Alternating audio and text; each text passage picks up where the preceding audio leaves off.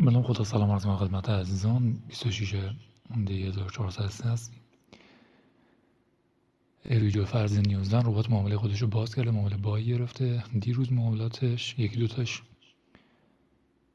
سود شد، یکیش هم ضرر شد. خب که من نتونستم ویدیو بگیرم، امروز دارم این ویدیو رو لایو میگیرم. ساعت 5 هم اخبار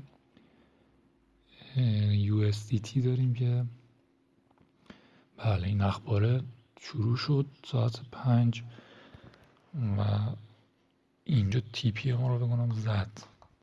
ما یه معامله بایی داشتیم که تی پی مون زده شد و خوب موقع من این ویدیو گرفتم فکر میکردم که این اخبار تاثیرگذار باشه و بازار رو به بالا هولش بده.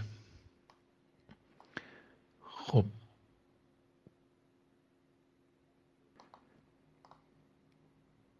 یه $12 ضررمون بود، یه $31 یه $10 هم سودمون که امروز هم با $10 سودمون گرفته شد. خب این معامله رو میبندم، هر معامله بعدی هم به احتمال زیاد باز شد اون رو ویدیوش رو میذارم. مثلا معامله رو میبندم، ویدیو رو میبندم.